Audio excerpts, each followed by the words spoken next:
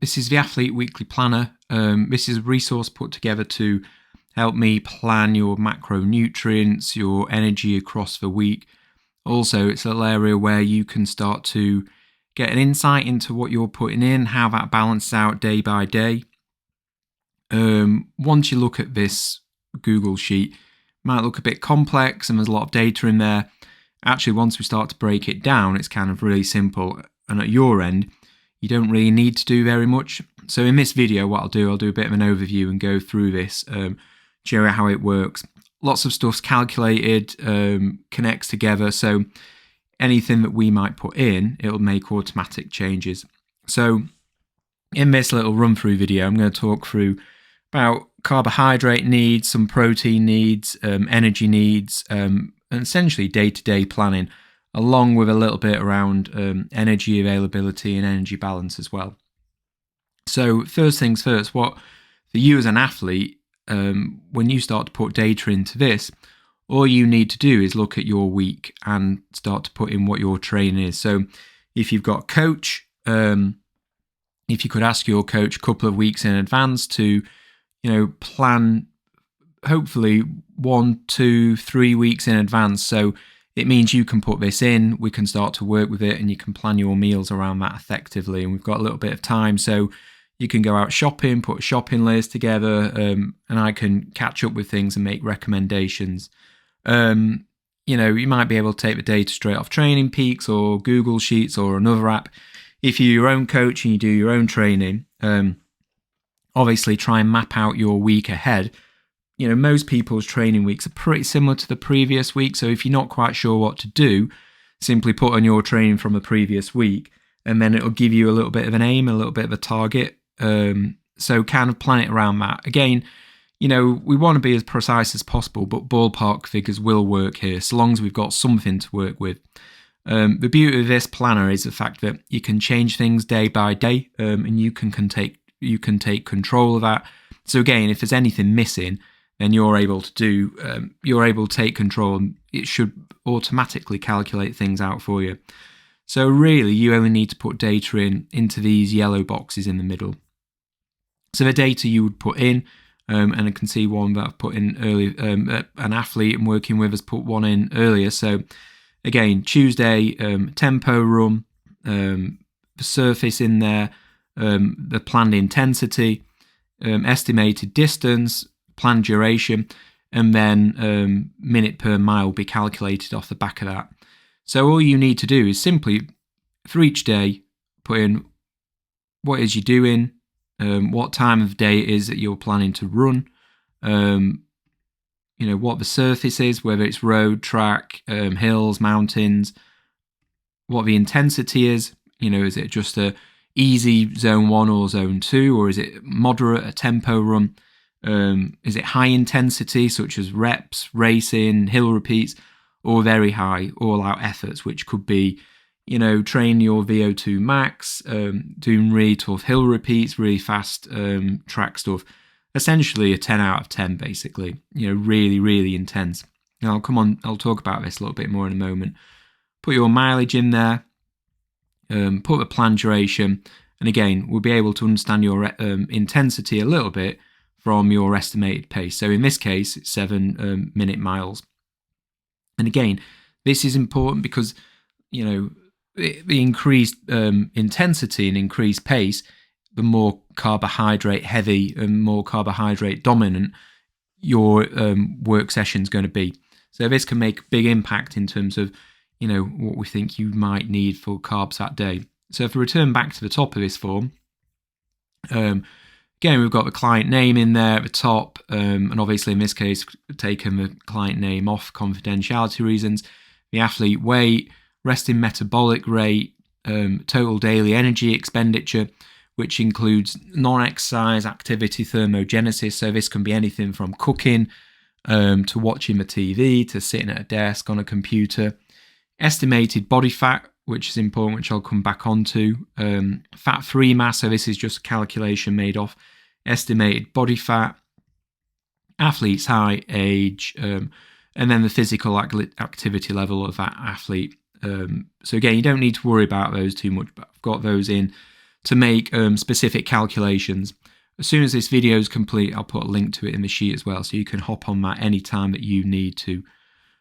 Each week, or every 2 weeks at least, if you could put in your weight on a Friday, so a weekly check-in, what we can start to do is track and monitor weight from there, which would be really, really useful. And I will put in another tab at the bottom as a bit of a weight tracker, so we can look at some of your performance tracking over a certain amount of time. So to get onto the sort of main event, what I've got here is what you need to complete. As I've kind of been through it before, so it's what your activity is, what time of day, things like that. I've put an example day in there for you as well. And again, you can simply put in 8 a.m. for your run, or 8 p.m. if you're going at night. If you're doing 2 runs, it might be at 8 a.m. And 8 p.m. Yeah, and then we kind of know if it's double day or not, and we can start to plan around those sessions.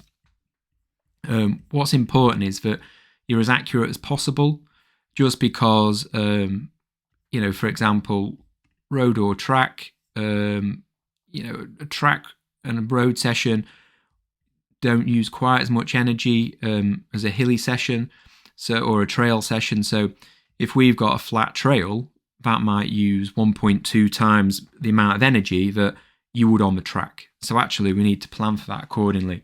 Again, if you're off-roads on boggy fells in Lake District or somewhere like that, for example, and there's mountains as well, that's going to take even more energy as well. So it's really, really important that, we're able to kind of look at that and think, okay, how much energy we might be using in terms of what ground we're running on.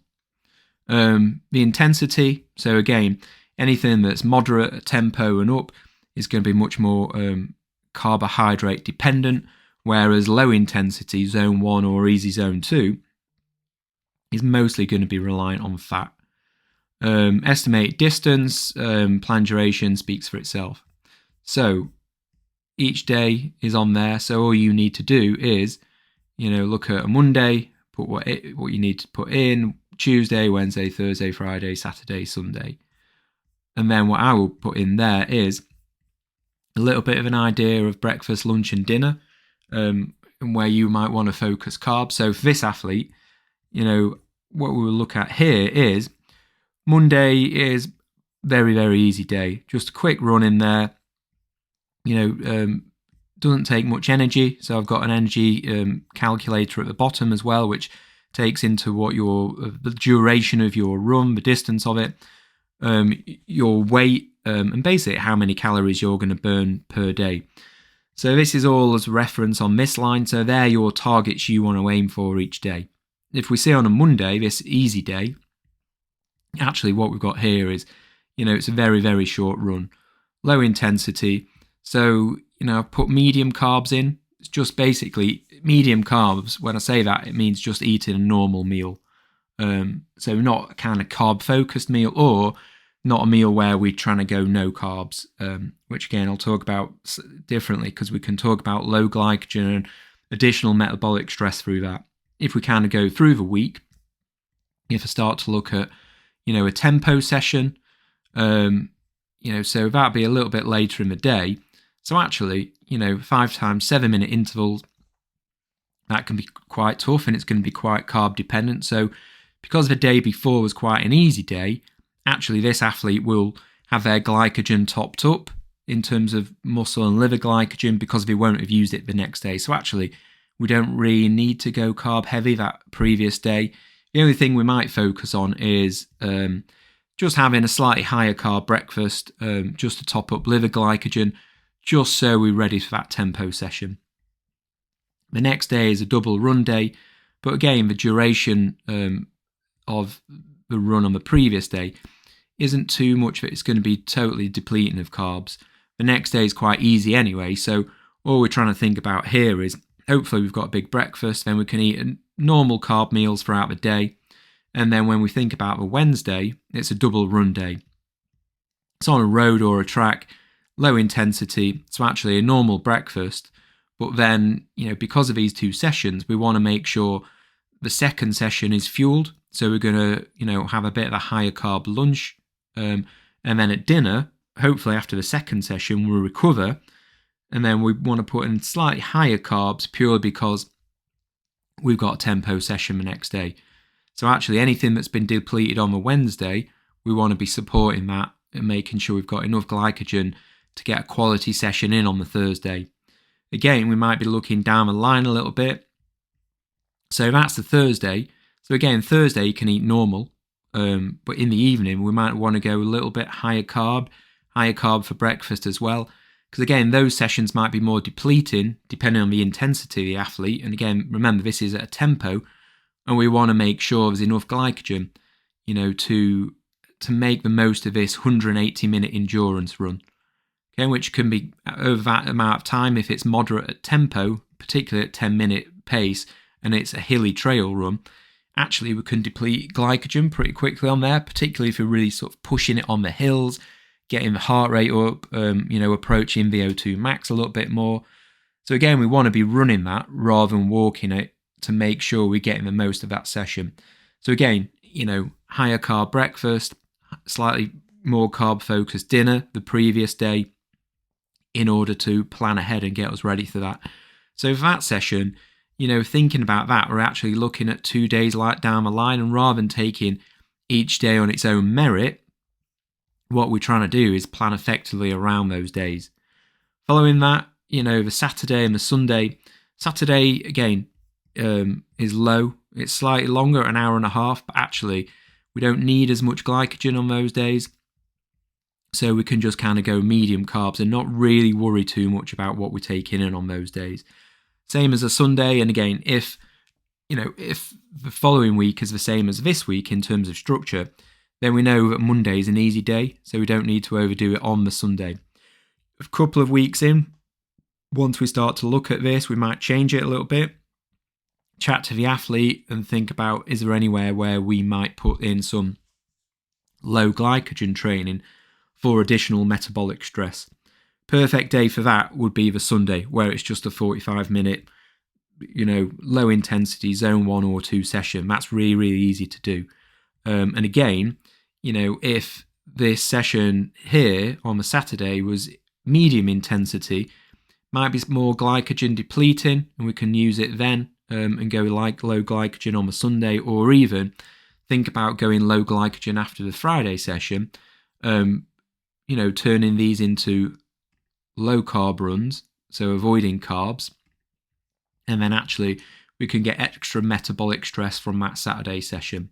Another option would be to slightly underfuel the Friday session in terms of not putting as much carbs in, and the glycogen will run out at some point, and that'll create more metabolic stress. At the moment, we don't want to do that, because actually for this athlete, we want to make sure, more than anything, they're fully fueled, so they're able to, particularly in kind of early season training, they're making the most of those endurance runs and getting all they can out of that.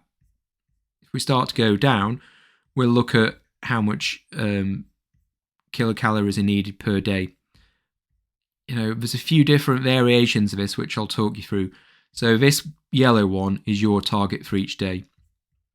What you'll notice here is, daily energy adjusted. So this takes into account all the energy for each day.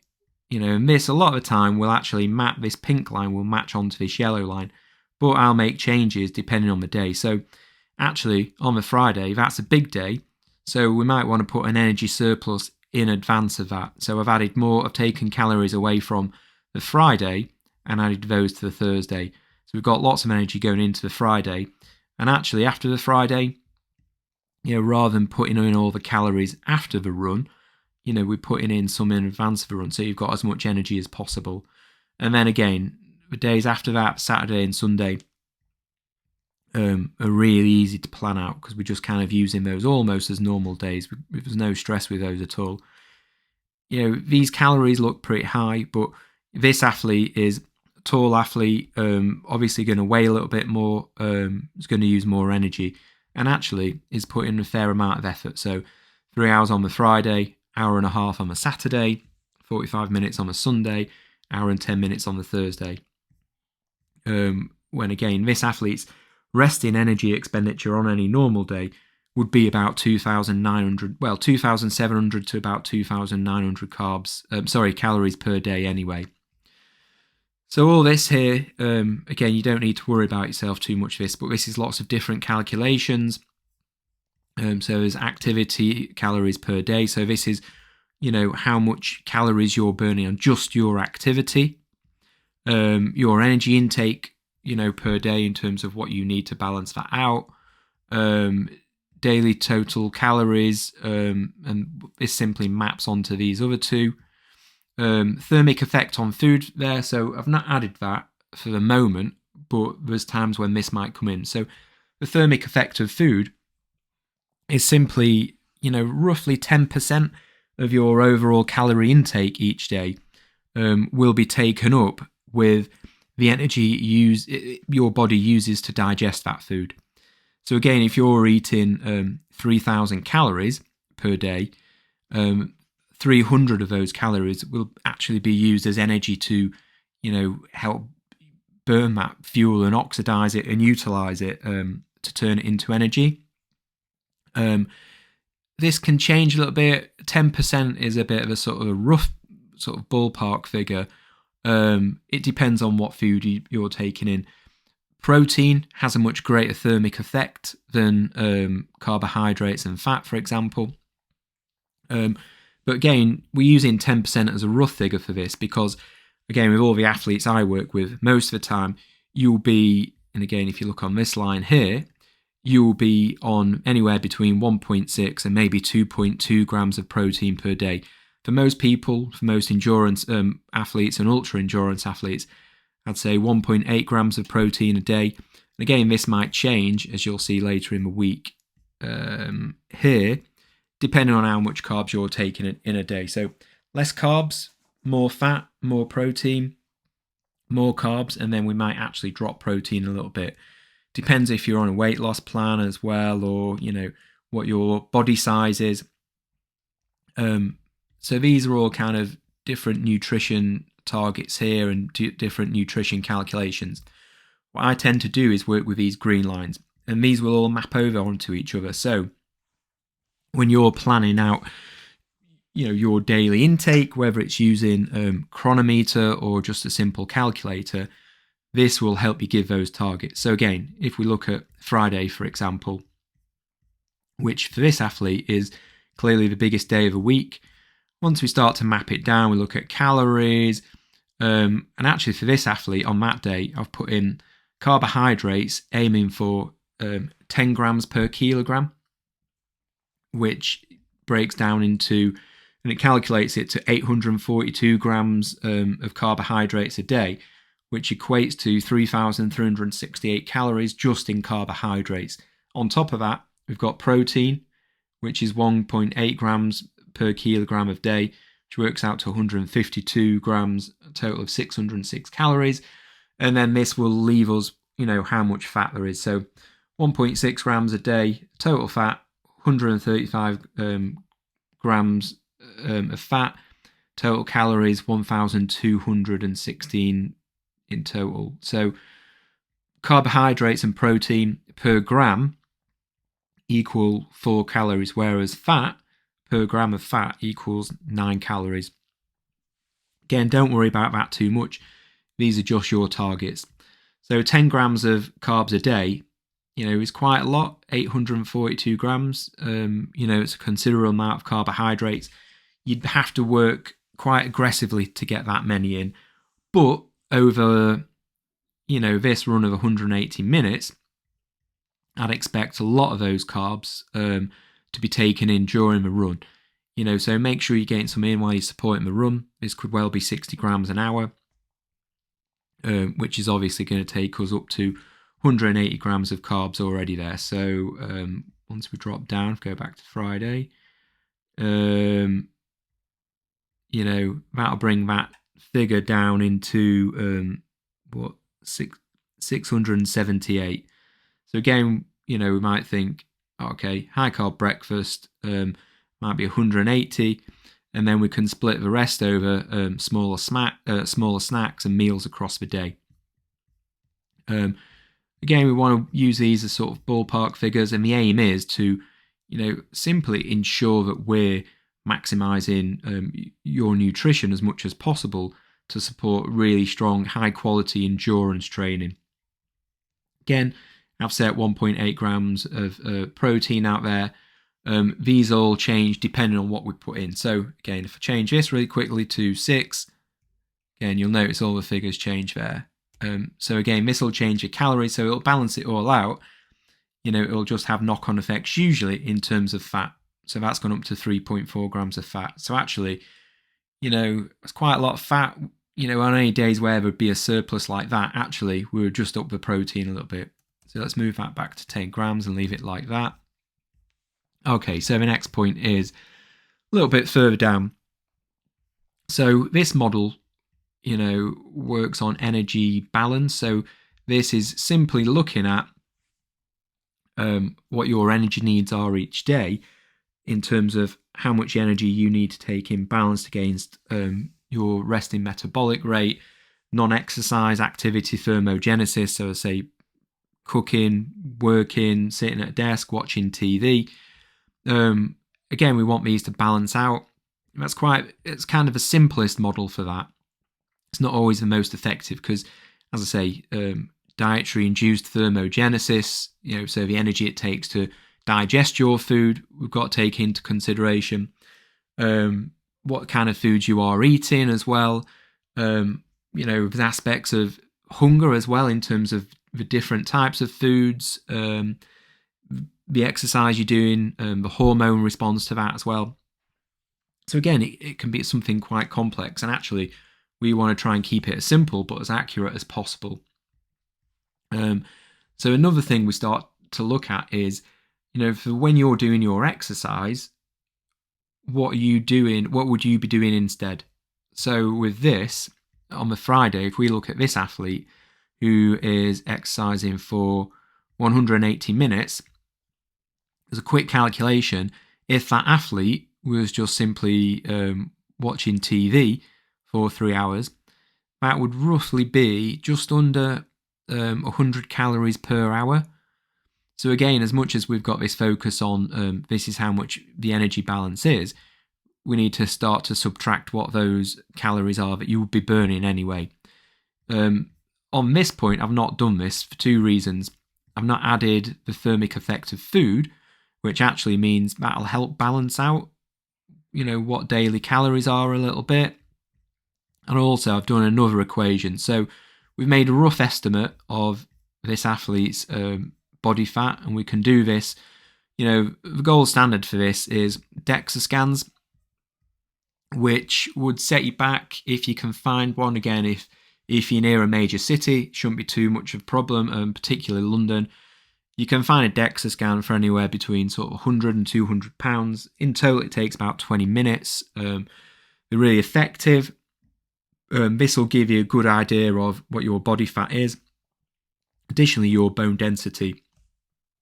In terms of a service I offer to all my athletes, or the athletes I work with, I offer skin fold analysis for free, which is good because we can take a skin fold analysis across your body.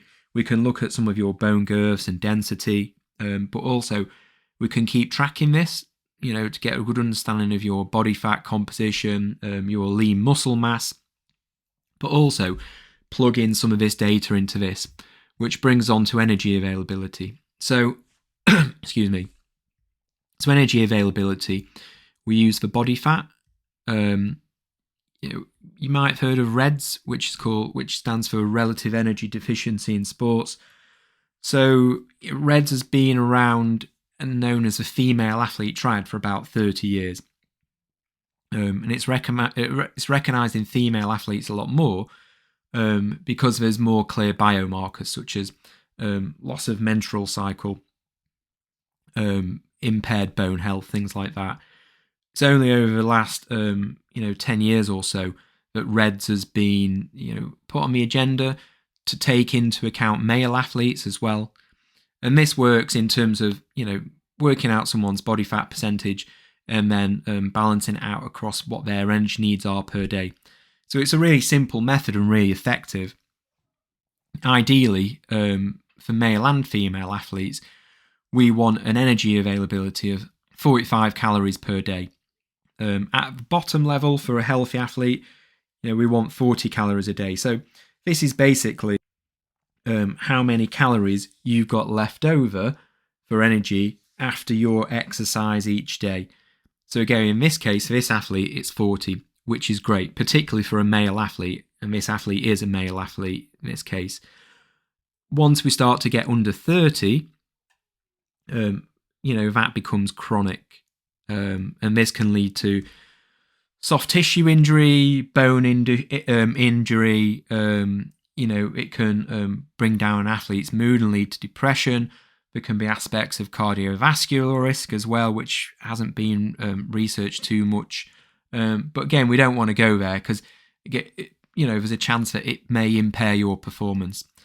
30 is probably the clinical bottom line for male athletes. 35 really for female athletes. So what I've done here, I've put a little bit of a calculator together, and it means we can kind of balance this out day on day in terms of what athletes are eating. So that's 5,190 calories there as total daily energy calories. If I change this to 4,000, what you see there is that brings energy availability on that day down to 23. Obviously it'll pop up red because we don't want to go that low. And again, few days aren't really going to make any difference. If it's something that's chronic, then it will. What we want across each week, we want to approach this as a week rather than day to day. And this helps to map it out each week. So we can look at an overview for each week. And actually, if there's a deficit on one day, we can start to put a surplus on another day just to kind of get everything to work out. It's easy if we, balance it for each day, but some days might be bigger than other days. And actually, some days we want to add an energy surplus to support the following day, or vice versa, as the case may be. So again, we can work around this with energy availability. So I'll step back to how it is. So again, this will give us a really good accurate reading of, if we're meeting our calorific needs for that day. So to round it off, once I get to the bottom, what I've put here is I'll give you some advice for the week ahead. So I'll just make a few notes in there, and then advice from the previous week. So quick overview of what you did well, quick overview of what you can improve. So I'll take all this data from Chronometer, or, if we, again, so I don't have to re-record this, if we change the app to something else along the way.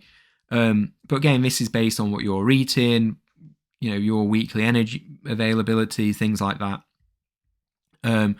What I'd like you to do is, again, some people love using Chronometer, some people hate it because they don't want to log all their food, which I completely get. So, part of this and the way we're sort of mapping your calories and your energy is so you don't necessarily need to use Chronometer.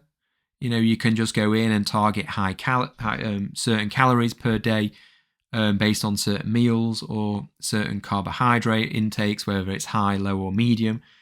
Again, nothing ever needs to be exact because things usually figure themselves out pretty well. So we're always looking for a ballpark. What I'd like you to do is there's a quick drop-down menu there. If you want me to add details to Chronometer, put in a yes. If no, do that.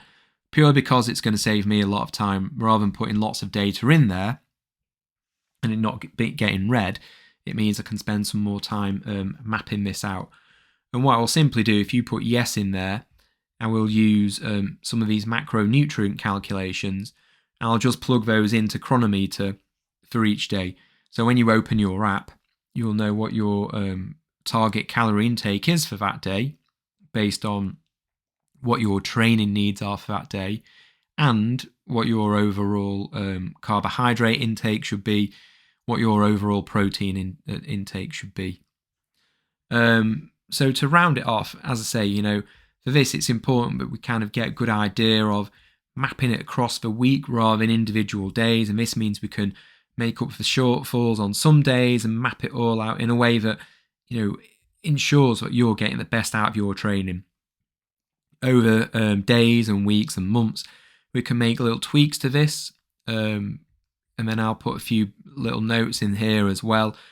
Every 2 weeks, we will do an online client consultation, so I can give you a bigger report, and in that consultation, bring some data back to me and talk about what you had issues with, and we can start problem solving as well. Again, explore this as much as possible, because what I want you to do more than anything is look at some of this data and understand what you can learn from it. If you've got any questions for me at any point, let me know, and if you need to watch this video again, a link will be in that box there. Also, if I flick down at the bottom, I'll put tabs in there so you can start planning a few weeks in advance, so we can start to map that all out, well down the line, so we're not kind of rushing around, just so you can plan your diet a little bit more in advance and start getting shopping lists together.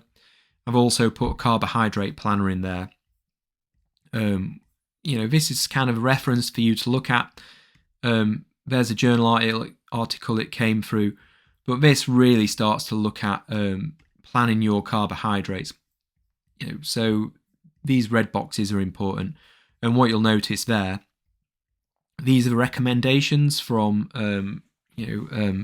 sort of sports nutrition research papers. So any kind of light training, which is low intensity or skill based, could be 3 to 5 grams per kilogram of carbohydrates per day. Moderate intensity, so if you're running an hour a day, baseline really is 5 grams of carbs a day. Going up to 7 grams, anything above this, and anything that might be moderate intensity, so like a tempo run, would be high, so 6 to 10 grams per kilo, and then very high, so extreme endurance, so really long distances, full on hill reps, very high intensity, train anywhere up to 4 to 5 hours per day. Then really, you want between 8 and 12 grams per day. It's rare that I put people on 12 grams a day, but I am working with some athletes who are train up to 35 hours a week, quite often 5 hours a day, and sometimes they might be doing 90 minutes to 2 hours at threshold pace. And again, I'll speak to these athletes every 2 weeks, and they might say, yeah, I bonked on the bike or bonked on my run the other day. So again, we'll start to look at their intensity and bump it up a little bit. If you want to play around with some of the numbers in here as well, all you need to do is change the athlete weight, and that'll change some of these targets as well. You can start to change the amount of protein per day and the amount of carbs per kilo body weight as well. So feel free to play around with that and test it out, and get to know it a little bit. And if you need to, read the paper it comes from as well. Again, over a period of time, we'll start to look at periodized training, which will be a case of, plan it out where after a big day, it might well be low carbs, setting you up for low glycogen training the next day. Usually we'd introduce this after a few weeks when we get a good understanding of what your goals are, what your aims are, what your normal training week looks like. For now, we can start to just sort of plan around this normally. So I hope that helps. Again, if you've got any questions, anything like that you need to know, obviously give me a shout. Thanks, Em. Bye.